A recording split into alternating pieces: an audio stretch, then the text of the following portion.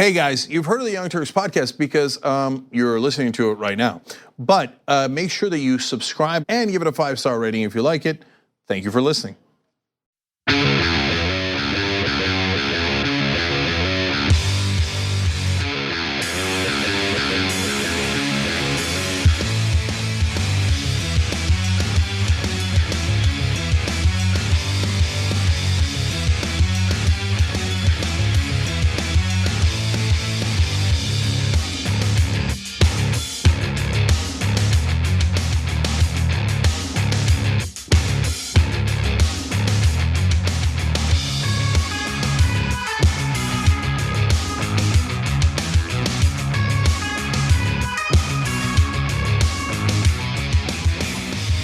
Welcome to the Young Turks in Canada. Kasparian's back, everybody. I'm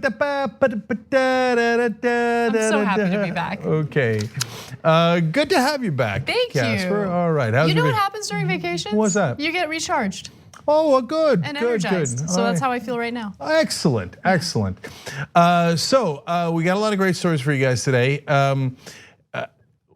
Big show ahead. In the third hour, I've got a guest who was the person who did the original report on right-wing extremists that was killed originally under Obama, okay? And he has an amazing story to tell, so don't miss that.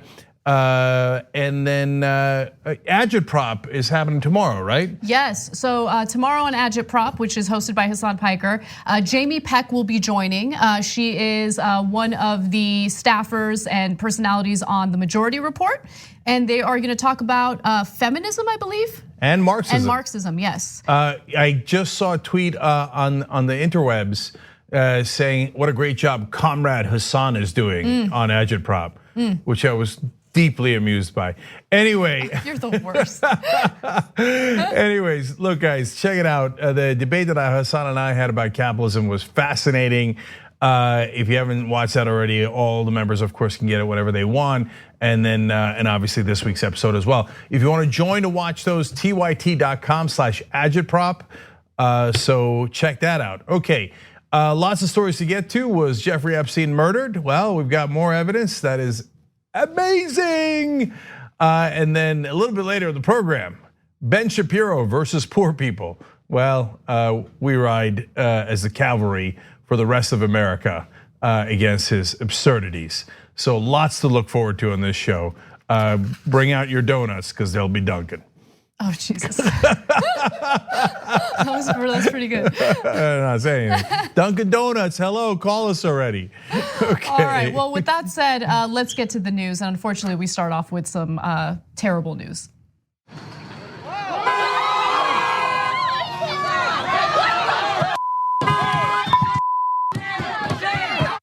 You are watching a truck belonging to an ICE employee who effectively attempted to run over protesters. Luckily, no one was killed, but several of the protesters were struck by the truck and ended up going to the hospital.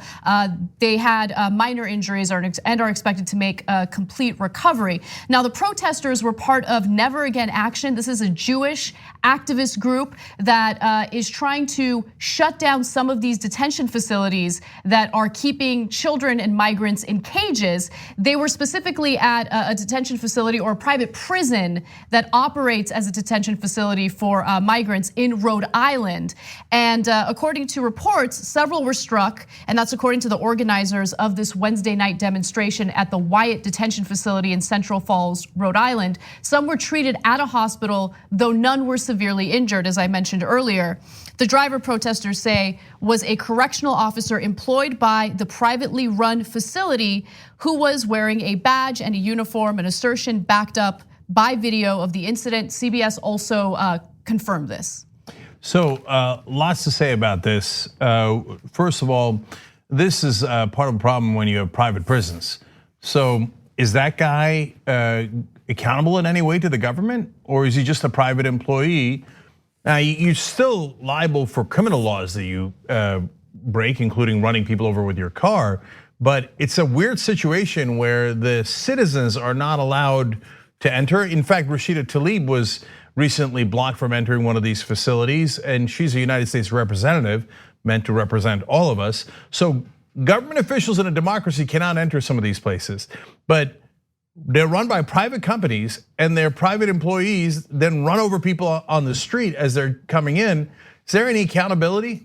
And the second thing that I want to talk about is there's all this talk, and Ann will give you more details about what should be done, right? And they're still deliberating, debating. It's crazy. Should we arrest the guy? Should we not arrest the guy? What are you talking about? Like, reverse the situation. Assume that there are some guards or cops that were sitting around somewhere, and a civilian decided to run them over. Would we be having a debate? Would we have a deliberation?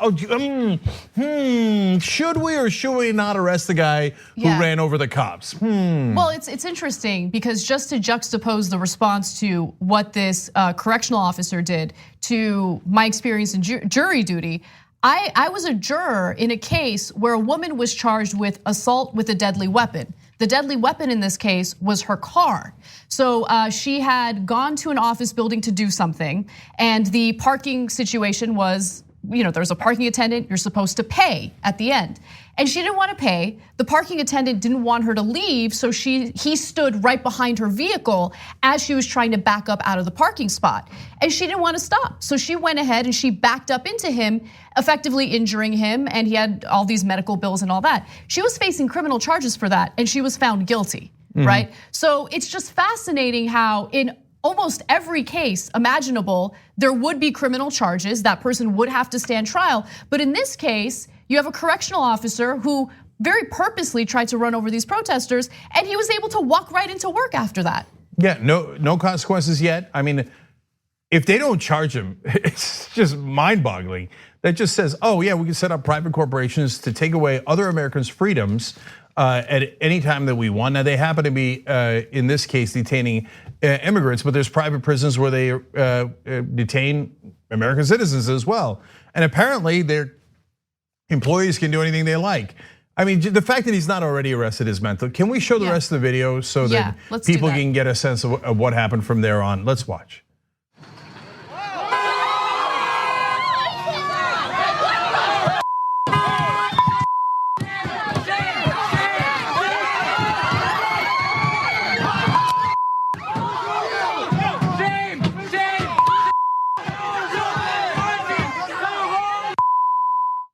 So the Attorney General in Rhode Island is saying that there is an investigation to figure out how to proceed and move forward with this. He should be arrested immediately. I mean, this is assault with a deadly weapon. He could have killed people. There were children in that group. There was a disabled person in a wheelchair in that group. And by the way, we're all the free speech activists who cry when there are protests toward conservative speakers on college campuses, but when people are literally being run over for practicing their First Amendment rights, crickets, nothing, right?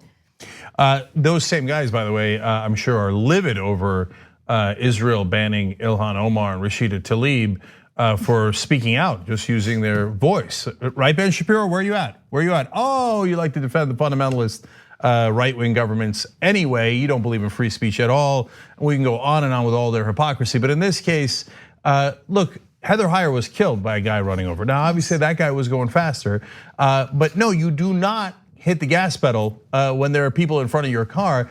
And if you think you're a tough guy, well, they should move. How about the guy in the wheelchair? I mean, he's super lucky that it didn't. Or how about a kid that you might not see in your truck, right? And they were in the crowd in a sense that driver was very, very lucky that no one got seriously injured.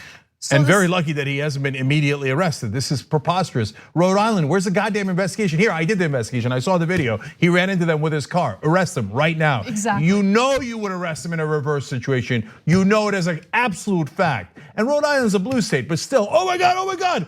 Private prison guards, are they cops? I don't know, who knows, nobody knows, but it doesn't matter. They're deities, regular people, come on. By the way, now one of my favorite groups of all time is Never Again Action. I love these guys. So they're like, look, we didn't stutter, okay? We said never again, and we didn't mean it just about us, we meant it about everybody.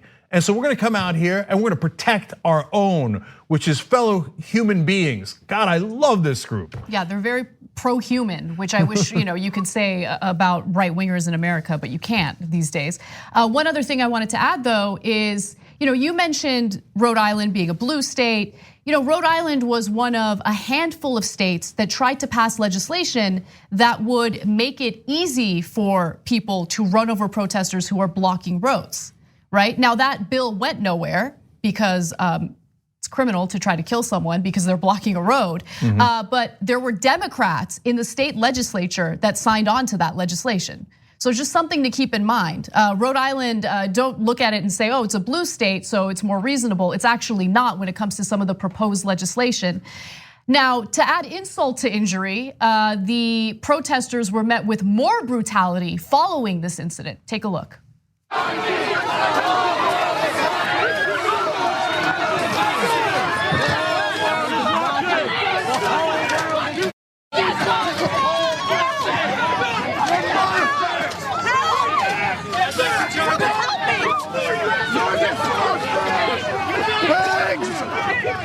I know it's okay.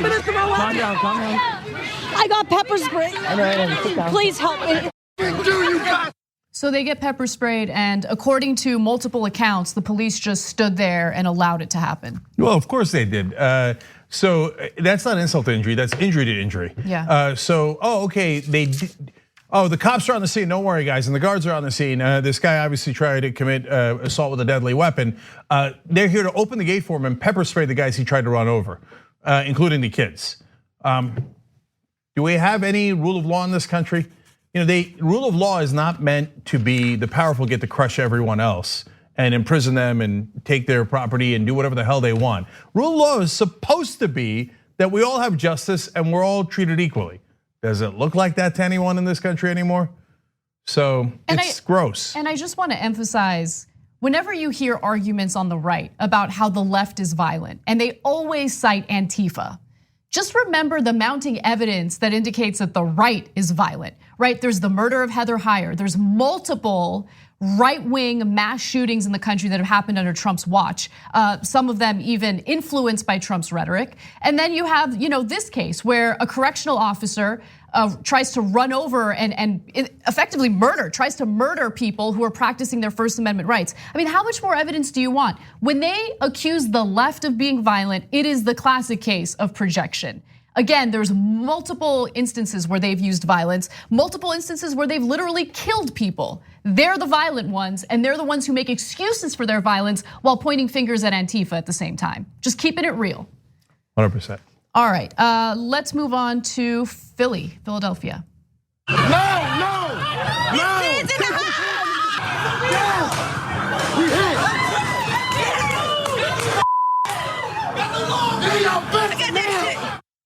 That video comes from Philadelphia, where 6 police officers were wounded by gunshots during a lengthy standoff. It lasted about 8 hours between themselves and an armed man. They were trying to serve the man with a narcotics warrant, and they were met with gunfire. So, Cenk, do you want to jump in? Yeah, so this is something we say often on the show, and not just when there's cop shootings. In fact, when cops shoot folks, we often talk about, look, one of the reasons that they're on hair trigger is because everybody's armed. So I still think that the training needs vast improvements, but we have said on many occasions, on the other hand, everybody's got guns. So can you really blame the cops for immediately thinking that their lives are in danger? Now, when they find out their lives are not in danger in some of the situations that we've covered, well, that's a different fact scenario, and then they should de-escalate. In this case, shots were fired immediately, and so, in fact, they showed great restraint here. The guy actually surrendered eventually and was taken alive, even though 6 cops were shot. So and luckily, no one died.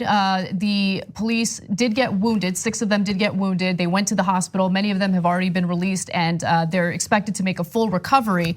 But yeah, you're right, Cenk. I mean, this is a situation where they're dealing with someone opening fire, and they did show incredible restraint.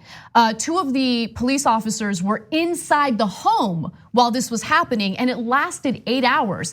Luckily, they were able to save those 2 police officers. So let's go to the graphics. The New York Times reported that Sergeant Eric Grip of the Philadelphia Police Department said on Twitter that 2 officers had been inside the house and had been safely evacuated. Police Commissioner Richard Ross said that the gunfire had broken out as officers were moving toward the kitchen in the back of the house. They returned fire and some jumped out of the window to escape a barrage of bullets. And finally, the gunman did have a record. He had an extensive criminal history and had opened fire on every officer who had responded, including the commissioner and a SWAT team vehicle. SWAT was necessary to help save the 2 cops that were inside the house. Yeah, that's a very serious and dangerous situation with a guy who's obviously a pretty decent shot because he hit 6 of the officers. Look, a lot of the stories are harrowing, of course. One of the bullets grazed an officer's head just a couple of inches south, and then he's got 2 kids. They don't have a dad anymore. So of course the cops fired back, and no one is against that in a situation like this. But once again, though, when it came time for him to surrender, they took him in peacefully, and so great job by the cops overall. But maybe we shouldn't have 300 million guns in the country. Well, you're not the only one saying that. Several Democratic candidates for president have said the same, and the mayor of Philadelphia has spoken out. Let's go to his statements. Our officers need help. They need help. They need help with gun control. They need help with keeping these weapons out of these people's hands. And then I told you earlier, the 2 little boys the officer had his head grazed just a little bit more, and those 2 little boys will grow up without their dad because this government, both on the federal and state level, don't want to do anything about getting these guns off the streets and getting them out of the hands of criminals. This guy is clearly a criminal. He is a criminal, and he had apparently a long record, which I'm not sure I don't have it in front of me, but has been involved in the criminal justice system before, and he was able to get these weapons and a large magazine, a large amount of bullets. Whether it's our 6 officers who were shot, or it's some 15, 17, 20-year-old kid on the streets of Philadelphia who gets shot with guns that shouldn't be in people's hands. And it's aggravating, it's saddening, and it's just something that we need to do something about. Yeah, so good report by CBS there. And I want to point out that federal background checks, you've heard me probably say it a million times if you watch the show regularly. The latest poll has it at 90%. We showed you a 94%. We've shown you a 97% poll. It is massively popular, as popular as any program in the country. We don't have it. So criminals can it's a loophole. They can just go to a gun show and not have to show any kind of check at all, no background check, and walk away with any kind of weapon they want. So it's an absolute outrage. It is the bare minimum we could do, and almost all Americans agree to it. Almost all gun owners agree to it. The only people who don't agree to it are the people who sell guns. And of course, they're the major donors to the NRA, and the NRA is the major donors to the Republican Party. So when they talk about the Fox News of the world, and we'll get to them in a sec, talk about, oh my God, Chicago, so violent, it's all Chicago, right? Well, of course, we know what they're doing. It's coded language for it's all black people's fault. No, if you have think about it, guys. We have 250 to 300 million guns in the country. That is an insane number. And so in this sea of guns, can good guys get guns and do bad things with them? Yes. Can bad guys get guns? Super easy, super easy. Oh, well, Chicago has gun control. Are you kidding me? Okay, so you step 1 foot outside of Chicago. You step 1 foot outside of Illinois, you can get all the guns in the world that you want. So these preposterous arguments, it's the guns, stupid. Now, following a shootout that led to 6 Philly police officers getting wounded, there were multiple calls for gun control. Almost every Democratic candidate for president called for gun control. The mayor of Philadelphia called for gun control. And then you have Jesse Waters and people like him on Fox News feeling outraged, having a complete meltdown over these calls for gun control. By the way, polls indicate that the majority of Americans want more gun control. And I'll get to that in just a second. But before I do so, let's hear this ridiculous argument from Jesse Waters. Just didn't really strike the right tone there. You know, when she did that, I sent out a tweet. They don't give a damn about those cops. It's all about politics for her and the other Democrats. It's all about politics. The bottom line is that's reckless. It's irresponsible. shouldn't have happened, shouldn't happen in the future, but it will continue to happen because that's all they care about. So that's a former police commissioner who's actually a convicted felon. So hearing him talk about anything is ridiculous. Taking him as a credible source of information is ridiculous. But with that said, I do want to go to the next video, and this is where Jesse Waters shares his outrage over calls for gun control. This all goes back not to guns, in my opinion, Dan. This is about narcotics. This is about cartels sending massive quantities of narcotics into North Philadelphia, whether it's PCP or heroin, crack cocaine, opioids. They flood this region. They give it to the gang leaders who then distribute it in the neighborhood and then can run it up and down the East Coast corridors. And they have to have these weapons to protect the product. To blame this on guns, like this guy with the AR, the handgun, didn't go through a background check, is crazy. Yeah. And I think everybody needs to focus on what the real issue here is.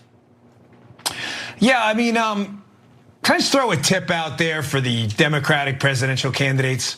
Maybe shut your pie holes for about 5 minutes and let the cops, no, I'm dead serious. Like, let the cops on the ground, like, get this guy, this maniac out of the building, and let's get the cops out of the hospital before we start tweeting about our next brilliant gun control plan. So why is he so anti-cop? Is he in favor of arming as many people as possible? So the answer to that is absolutely. Yeah.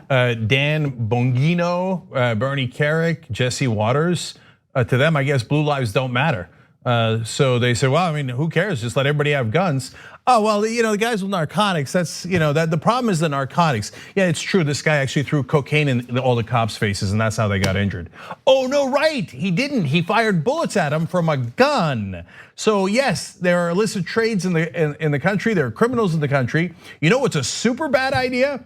Having loopholes like not having federal background checks so they can all buy weapons. Super easy, which is what Jesse Waters wants. And Dan Bongino, who worked at the failed NRA TV, that loser wants everybody in the country weaponized, and then cops get shot more easily. So that's on him completely. And Dan, spare me your advice for Democratic candidates, okay? Oh, wow, should they listen to a jackass who worked for the NRA? I bet that'll get him a lot of votes in a Democratic primary or in a general election. You guys are deeply, deeply unpopular. You're losers through and through, and now you're getting cops killed on top. Yes. But no, I gotta sell more weapons. How did Dan collect all those checks when he worked at NRI TV? Well, the more weapons they sell, the bigger check they can give to Dan. So hey, 6 cops get shot. That's not Dan's problem. He got his checks. That's exactly. He got his checks. That's all he cares about. Exactly. And I want to just quickly go back to what Jesse Waters said in his argument. He says, no, it's not about the guns. We don't need gun control. This is all about the drug cartels. Oh, okay. So when 2 mass shootings happened 13 hours apart from each other a few weeks ago, was that because of drug cartels? Because those 2 white men were not part of drug cartels. They weren't trafficking drugs. They might have been smoking pot or something, I don't know. But it had nothing to do with drugs whatsoever. You're right, it is the guns, 100%. And the majority of Americans realize that. 90% of Americans want federal background checks without all these loopholes. Fox doesn't. Yeah. Fox doesn't want federal background checks because they don't mind cops getting shot. They say, oh, criminals, you want to go get an easy loophole? Go get it from a gun show? Yeah, do that. And who cares if the criminals get it? The cartels get it. Jesse Waters is super happy. Dan Bongino is super happy. They're like, I don't want any regulation at all. You know what cops are? They enforce the law. Another word for that is regulation. We have regulations and rules and laws throughout the country, and cops enforce them. But Bongino and all the rest of them on Fox News hate rules and regulations and laws. So then cops get shot because guys bought them illegal weapons and legal weapons. There's almost, the background checks are nonsense. The assault weapons that shoots more people at one time. What's the connective tissue here? Whether it's Islamic extremists, white supremacist extremists, criminals, cartel guys, etc. Are they all going around trying to hang people? Are they all attacking them with lawnmowers or knives? No, the connective tissue is weapons, guns. But all these guys make money off of it, so they're like, look away, don't talk about it. If they think it's an Islamic extremist attack, do they wait till people are out of the hospital? That was the rule that he said, right?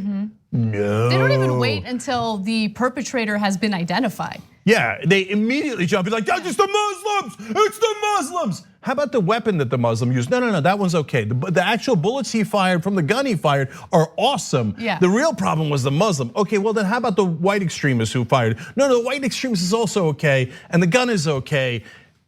How about the dead people? It just magically happened. Magically, lone wolf, nothing you could do. Everybody throw up your hands. Checks, we got the checks, NRA checks still coming in. Great, wonderful, right? That's how these sons of bitches run. By the way, Bernie Kirk is a literal criminal. Yes. I mean, maybe that's why they want to make sure criminals can still get their hands on guns, because that's they're criminals themselves. I don't know if he's allowed to carry a weapon. He's a felon.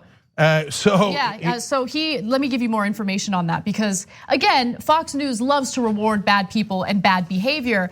In 2009, he pleaded guilty to tax fraud, all sorts of financial crimes, and so he gets out of prison. He served 4 years behind bars. He gets out of prison and gets a job as a contributor on Fox News. It's amazing. Mark Furman, another.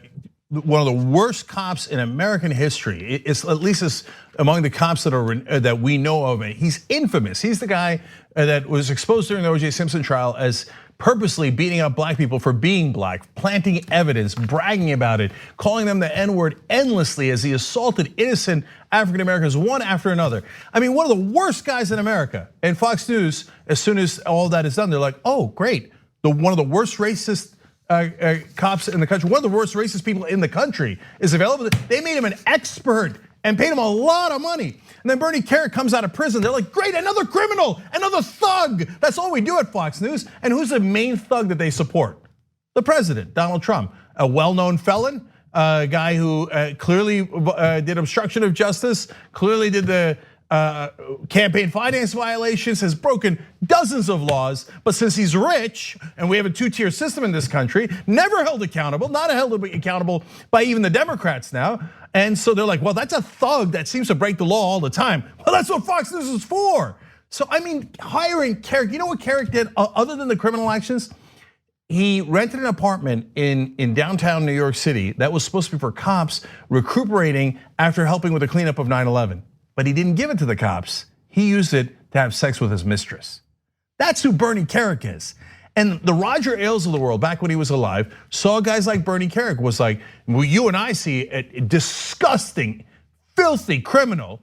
Roger Ailes sees a compatriot. Yeah. He's like, oh my God, that's genius. Using the apartment meant to help other people to have sex with women you're not supposed to have sex with. Roger Ailes must have high-fived him as he handed him the check to be an expert. Now, still, after Ailes, they still bring on all these thugs and criminals on the Fox News to say, well, I mean, even if you're shooting cops, it's not that big a deal. Don't worry about the guns. And whatever you do, don't make it political, because that might actually solve the problem. All right, we got to take a break. When we come back, though, a shocking Fox News poll about Donald Trump. Don't miss it. We need to talk about a relatively new show called the Republic, or UNFTR. As a Young Turks fan, you already know that the government, the media, and corporations are constantly peddling lies that serve the interests of the rich and powerful. But now there's a podcast dedicated to unraveling those lies, debunking the conventional wisdom. In each episode of the Republic, or UNFTR, the host delves into a different historical episode or topic that's generally misunderstood or purposely obfuscated by the so-called powers that be. Featuring in-depth research, razor-sharp commentary, and just the right amount of vulgarity, the UNFTR podcast takes a sledgehammer to what you thought you knew about some of the nation's most sacred historical cows. But don't just take my word for it. The New York Times described UNFTR as consistently compelling and educational, aiming to challenge conventional wisdom and upend the historical narratives that were taught in school. For as the great philosopher Yoda once put it, you must unlearn what you have learned. And that's true whether you're in Jedi training or you're uprooting and exposing all the propaganda and disinformation you've been fed over the course of your lifetime. So search for UNFTR in your podcast app today and get ready to get informed, angered, and entertained all at the same time.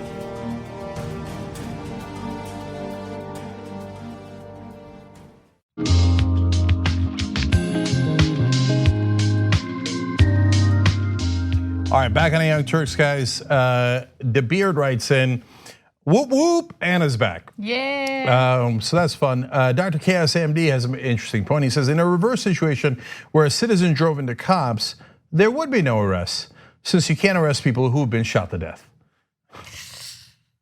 That almost certainly would happen. If you ran into cops with your truck, you're not getting out of that truck. Okay, so Pilgrim says, if that was a stand your ground state, the protesters could have shot and killed that driver. I wonder if they would have gotten away with that. I'll tell you that you don't have to wonder. There's no way they would have gotten away with it. And Aqualad says, I'm as liberal as the next guy, but what are they supposed to do to get the protesters to move if they won't move? As much as we may detest the guy's job, he has to get to work and they're probably blocking entry to a government facility. Should they have been pepper sprayed? No, but I think this is a less clear-cut case than apparently everyone else does. No, listen, brother, I hear you, but there's 1,000 ways around it. So you can call in and go, guys, they're blocking the gate. So what am I supposed to do? Should I park outside? Is there a way to, is it legal or illegal? If it's illegal, technically, can the cops remove them? If they can't remove them, what else can we do? There's 1,000 options before you get to run them over with your truck, okay? And last one is Omega Res Sigma Infinity Proteus says, I almost want to know the race of this person, referring to in Philadelphia. I'd have a hard time believing he was black. He was black. So like I said, the cops showed restraint, bless their hearts, and in a situation where they didn't necessarily have to. So good work there, and so let's call it as it is. All right. All right. In a shocking Fox News poll, respondents overwhelmingly indicated that Trump is at least partially to blame for some of the mass shootings that have recently occurred in the United States. Now, the poll specifically asked, quote, how much do you think each of the following is to blame for mass shootings in the United States over the last few years? Now, 34% said they blamed sentiments expressed by President Trump for gun massacres a great deal, while another 22% said that they blamed Trump's rhetoric some for mass shootings. So the majority, if you combine those two numbers, do think that Trump is to blame, at least partially to blame. Now, yeah, no, look, they almost always ask it this way: is he somewhat to blame, all the way to blame, not at all to blame, mostly not at fault, etc. And then they combine the numbers as they should. And I'll do the math for you. 56% of Americans say that the president is somewhat responsible or greatly responsible for mass shootings. Look, you gotta let that sink in. I know we're used to Trump being a maniac and people knowing that he's a maniac, but the fact that 56% of Americans think that the president is responsible for mass shootings is a stunning, unbelievable number pre-Trump. I mean, I can't imagine that number would have been anywhere near 50% under any other president. And by the way, they're right. And so this is part of what I'm saying, guys. There's this like this feeling that, it's Teflon Don and Donald Trump, you gotta watch out for him. He's politically savvy. And Democrats, you should run from him because he won the last election. No, we've gone over this 1,000 times. He's deeply, deeply unpopular. When 56% of the country thinks that you might be responsible for mass shootings, you're not gonna win an election. All we gotta do is have a progressive and we will maul him. The only thing you gotta do is not make the same mistake as you did in 2016. Put up an establishment candidate that says, I love the status quo. That's the only way Democrats can lose. So the only demographic that really pulled that number down to 56, and that's still a majority, but still 56 is the Republican demographic, right? So I'm gonna give you those numbers in just a second, but first, among Democrats, unsurprisingly, 87% blamed Trump to some degree, along with 50% of independent voters. I wish the number were a little higher with independent voters, but I'll take it. When it came to Republicans though, only 1 in 5 Republicans laid some of the blame for mass shootings at Trump's feet. But still, guys, that's 20% of Republicans saying, yeah, the Republican president is responsible for massacres. That's actually an enormously high number. I mean, in a normal situation, that number should be close to 0%. But even 20% of Republicans are like, dude, it's obviously him. He's the one saying, hey, you gotta go get the Hispanics, it's a Hispanic invasion, go get the Hispanics. And then some guy goes and gets the Hispanics and kills 22 people in El Paso, wounds 24. Even Republicans can see it. And by the way, the poll also asked about gun control legislation and whether the respondents want to see more gun control. So support for an assault weapons ban actually jumped 7 points from the last time Fox polled the question, from 60% in April, which by the way is pretty high, to 67% in the more recent poll. And also 59% of Americans think Trump is tearing the country apart, including 59% of independent voters. Hold on. Look at that last number. The Democrats oftentimes are cowering from Donald Trump. Oh no, we don't want to do impeachment. Oh my God, Donald Trump, he's gonna kick our ass. Oh my God. 59% of the country thinks that he's ripping the country apart. That is a way of phrasing it that's meant to get you to answer no, right? But still, 6 out of 10 Americans say, oh no, he is. He's ripping us apart. He's deeply, deeply, deeply unpopular. The most unpopular president of our lifetimes easily.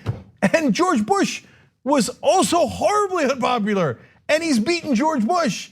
Can you sense a pattern here at all? But still Democrats are like, and on the issue of the assault weapons ban. Yeah, I mean, Democrats talk about it, etc., and they've passed in the past to be fair to them.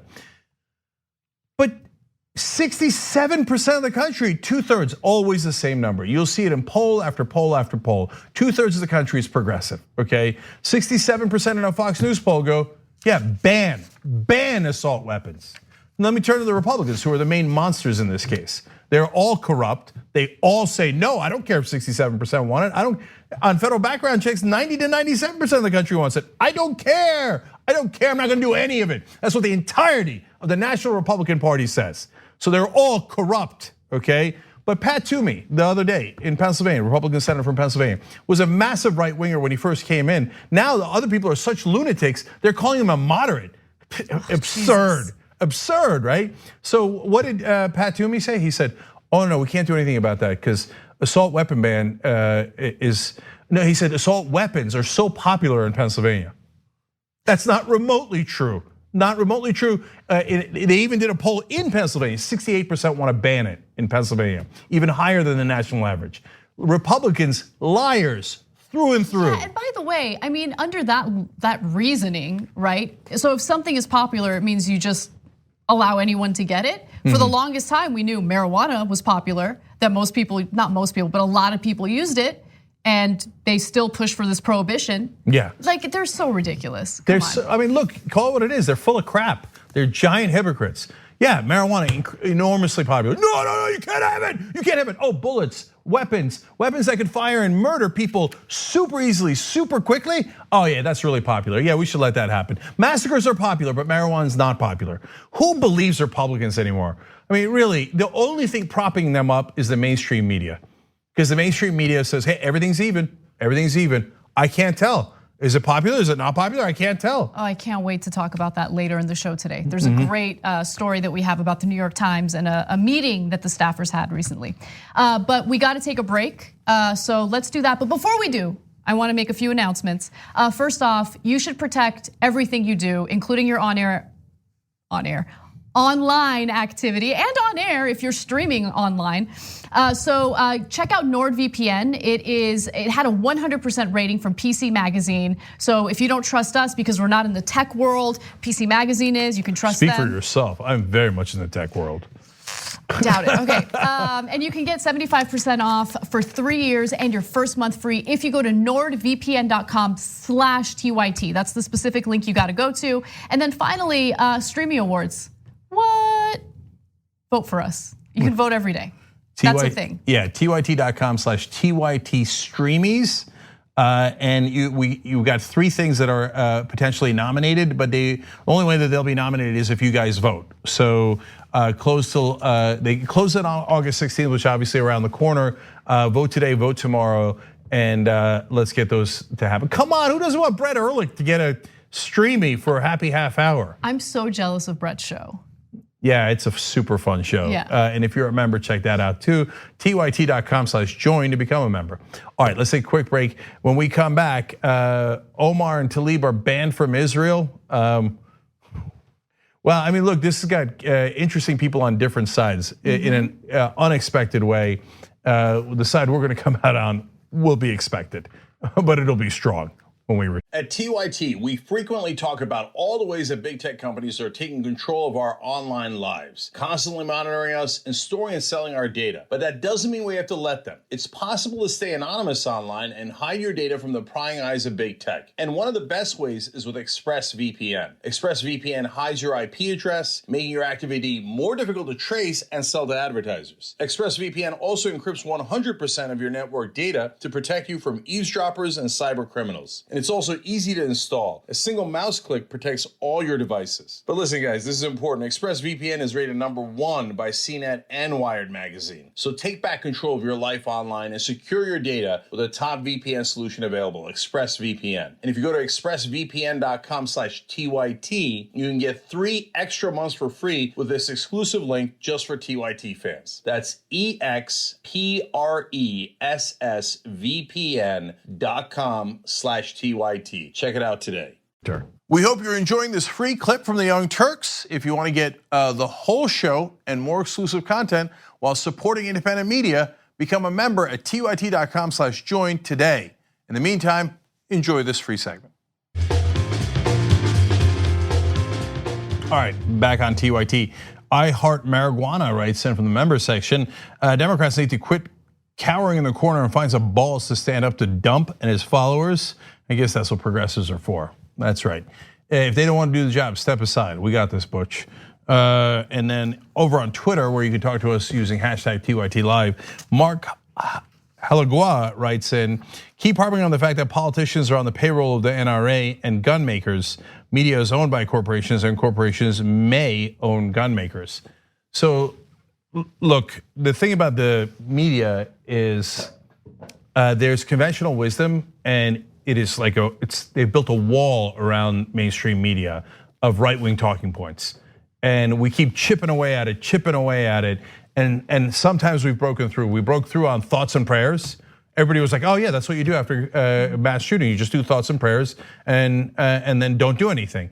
Well, we've kind of destroyed that talking point. I started destroying the talking point of how the right wing was somehow mainstream. And I said, look, Reagan did amnesty, did all these things that would these days would be considered massively liberal, even though Reagan was a right-winger. And now people acknowledge that and go, well, yeah, I guess, Reagan, he did sell arms to terrorists and he did all these things that Democrats are theoretically blamed for. So we can win on these, but it takes forever because the mainstream media is trained to believe that the right wing is correct in this country. We got a whole story about that later. Okay. I'm getting riled up. Yes, okay, so let's get to the rest of the news. The Israeli government has officially banned Representatives Ilhan Omar and Rashida Tlaib from their visit to the country. They were planning a visit very soon, but following Donald Trump's tweet, Benjamin Netanyahu made the announcement just shortly after. Now, what did Trump's tweet say? He said, quote, "It would show great weakness if Israel allowed Representative Omar and Representative Tlaib to visit. They hate Israel and all Jewish people, and there is nothing that can be said or done to change their minds. Minnesota and Michigan will have a hard time putting them back in office. They are a disgrace." So I just want to quickly focus on the first line of that tweet where he mentions that this would show great weakness. This guy that you're about to watch is trying to give advice on weakness. Call up Carrier, the president, because I have to do it myself. I know it's not.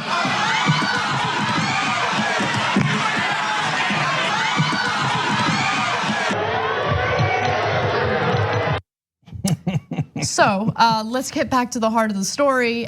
These two women are, first of all, their free speech is being punished by the leader of this government. Right? Mm-hmm. And so the big issue that Israel has, and this is what they said in their statement, was that the congresswomen are in support of the BDS movement, the boycott, divestment, and sanctions. Yes, sanctions movement against Israel. Okay, two things about Trump first. So number one, you calling somebody anti-Semitic? Are you kidding me? You went to the Republican business leaders and told them no room likes to renegotiate more than this room. What does that mean? What does it mean? Does a reporter ever want to ask him, what does that mean? What do you mean that the Jewish business leaders like to renegotiate? I'm curious, what does that mean? It's because you're an anti-Semite and you have these thoughts in the back of your head, and I don't care who your daughter married, you still believe them. They're stuck there from decades of being an anti-Semite.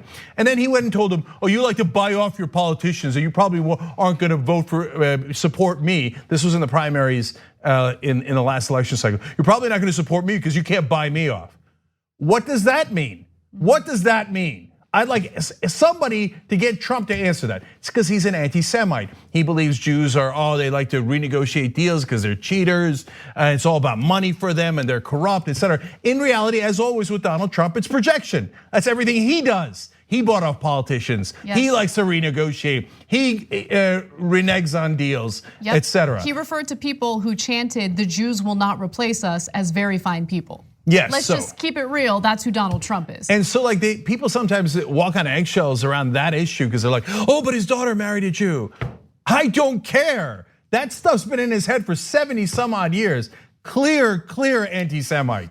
Okay, so but he moved the embassy for political reasons. And that doesn't help the people of Israel. It hurts the people of Israel. Anyway, the second part of this is what happened to free speech? I thought Donald Trump, he just did a social media thing in the White House and he brought a bunch of crybaby conservatives that we're not popular on social media. Why don't they make us popular, right? Oh, free speech. Why can't we be racist online, okay? Well, here's two United States representatives representing all those people in their district. And they say, yeah, no, we don't agree. We think that we need to put economic pressure on an ally of ours to get them to do the right thing, not because we hate them, but because we like them. We want them to have moral high ground, and we want them to do the right thing, and we want to liberate the people of Palestine as well, right? All of a sudden, Trump and the right wing say, I hate free speech. Shut him down, shut him up. Don't even let him into the country. They might say something. So just admit it. Donald Trump, and everyone who says that there should be laws against BDS movement, wherever you are, and there's so many right wingers in that category. And Democrats. You hate free speech, so shut up about free speech and never talk about it again, because you're the world's biggest hypocrites. So I mentioned and Democrats, and I want to elaborate on that in just a second. But first, I want to read you the statement from Netanyahu, and he again mentions the BDS movement.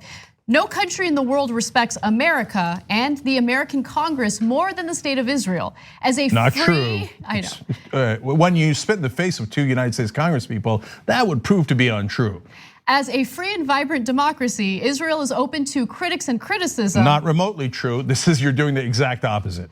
With one exception, Israeli law prohibits the entry into Israel of those who call for and work to impose boycotts on Israel, as do other democracies that prevent the entry of people believed to be damaging to the country. So again, he's specifically referring to the BDS movement and laws that were passed back in 2017 in response to the BDS movement. So the big issue here is punishing members of Congress for their support of a peaceful, there hasn't been any type of violence associated with it, a peaceful movement, right? You might not agree with the way that they're trying to get stuff done in Israel, right? Or this pressure campaign, and I think that's a fair argument to make, but it is not violent and it is protected under the First Amendment of this Constitution, right? Now, I mentioned Democrats earlier because Democrats in the House of Representatives passed a resolution to condemn anyone who participates in the BDS movement. And there were Democrats who voted in favor, including Democrats we really like Representative Ro Khanna, right? Ayanna Pressley. Terrible vote. Tulsi Gabbard. I mean, come on. Well, what are they doing? I don't know. I think only 17 Democrats were on the right side. Over 200 Democrats are like, oh yeah, we hate free speech. The Republicans are totally right. We should ban free speech on this issue. I mean, then don't call yourselves progressives. So look, I'm deeply disappointed in the legislators that voted that way, even the progressives who normally on every other issue vote in the other direction. So look, back to Netanyahu for a second. Oh, we're all totally open to critics, except if you criticize us, we'll ban you from the country. With one exception, all critics who talk about boycotts. I think that the exception might swallow the rule. And guys, for my whole life, Israel has rightfully said that they are against violent terrorism. I wholeheartedly support them in that. Then they said, okay, well, when the Palestinians are going to the United Nations and seeking a diplomatic solution to declare Palestine a state, we're also opposed to that. Okay, wait, now you're against violent action although you violently keep Palestinians imprisoned in Gaza Strip and the West Bank. Okay, but I agree with you on that. Great, I totally agree, all right? You shouldn't do state violence either, we don't agree on that. But then you say, okay, the diplomatic solution is also totally unacceptable. Okay, then somebody goes, all right, well then how about an economic solution? Well, that's totally peaceful and just puts economic pressure on you. Unbelievable. In fact, they're more upset about that than anything else. They're like, no, that will immediately get you a ban. You know why? Because it'll work. Because it'll work. And so, look, I've been split on the BDS movement for a long time, and people get mad at me for that. And I'm happy to have a debate on this show where I will moderate, and I want to hear both sides of it, etc. I know that anyone who's in favor of it should not be banned from Israel. That's a stain on Israel. It makes your democracy look like a sham. And then especially when you do it to two Muslim congresspeople in America, it looks like Netanyahu has said it before, right before the elections. He said Muslims in Israel basically shouldn't have the same rights as Jews in Israel. So what democracy? Let alone the fact that you're imprisoning millions of Palestinians in the occupied territories. So the more that Israel says, no way, ban anybody, including US congresspeople, that even mention or support BDS, the more I begin to think that BDS is correct. That, hey, you know what? That might be the one thing that they actually respond to. So if you ask me which of the different paths they should choose, I definitely vote diplomatic and economic as opposed to violent. And by the way, what's the fourth option? According to Netanyahu and the right wing, both in Israel and America, is just surrender. Palestinians know that you're gonna live in an open air prison for the rest of your lives, and your kids and your grandkids will be imprisoned by the state of Israel, and there's nothing you should do, you should just bow your head. Hell no, hell no. I don't agree to that for the Palestinians, and I don't agree to that for Israel, because that makes Israel's permanent wardens and occupiers and imprisoners and an oppressive state. That's not what you want for Israel. That doesn't help Israel, it hurts Israel. All right, well, let's go to my one shot because I want to share one other angle to this story. Following the Israeli government's decision to ban travel by Representatives Ilhan Omar and Rashida Tlaib, a number of figures, public figures on both the right and the left, came out in support of the congresswomen and against what Benjamin Netanyahu's decision has been. So first, I want to start off with Kevin McCarthy, very well-known right-winger who has not been very friendly to these congresswomen. Let's hear what he has to say. The president told American advisors, including senior administration officials, that Congresswoman Omar and Tlaib should be barred from going to Israel. Any thought on that? Do you think the president had those beliefs?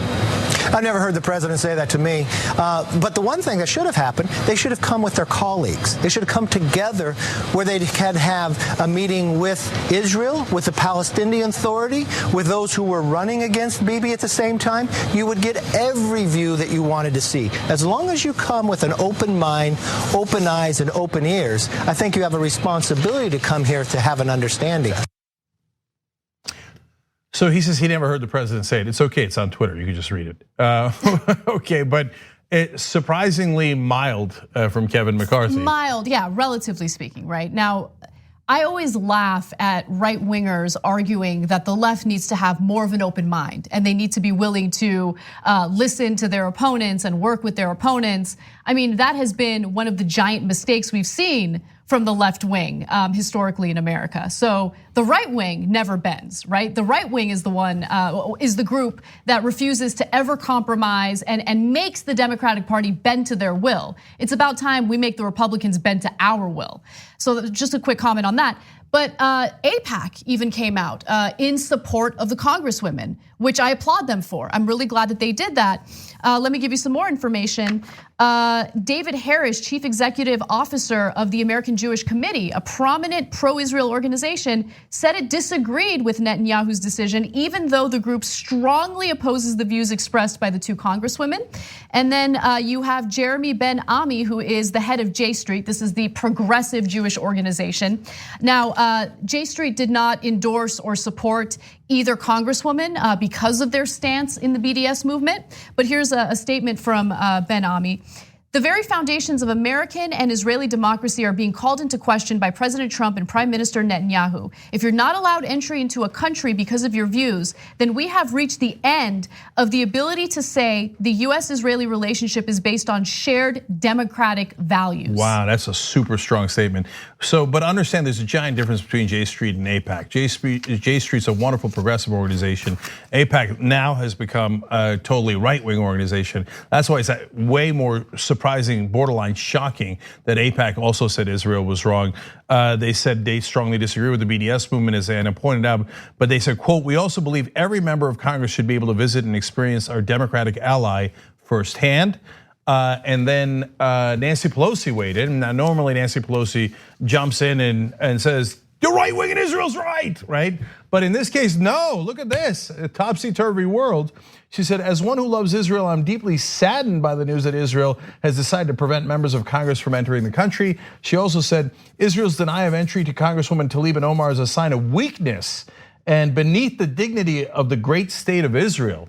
So nice, strong words from Nancy Pelosi, and I'm really surprised by that. And so great, that's good news. Hey, when you make strong statements and you stand up for fellow Congress people, credit where credit is due. And so it appears that now that even AIPAC and Pelosi and all the others have weighed in, Trump and Netanyahu stand alone in their obstinance and their actions against the United States Congress. And this is not what a democracy does. And unfortunately, Netanyahu and his right-wing government bring Israel further away from democracy every day that they're still in charge. By the way, that guy is a corrupt crook. And so I hope that the authorities in Israel do prove that it's a democracy and hold them to account. And maybe Pelosi can learn from that and hold Trump to account. When we come back from the break, we will discuss the autopsy that was performed on Jeffrey Epstein and see if it answered any of our questions about whether there could have been a conspiracy behind his death. Yeah, guys, if you haven't seen the story, man, it's pretty shocking. And so it's, well, it's super drama. Okay, and unbelievable. We'll do it when we come back. Thanks for listening to the full episode of the Young Turks. Support our work, listen ad-free, access members-only bonus content, and more by subscribing to Apple Podcasts at apple.co/TYT. I'm your host, Cenk Uygur, and I'll see you soon.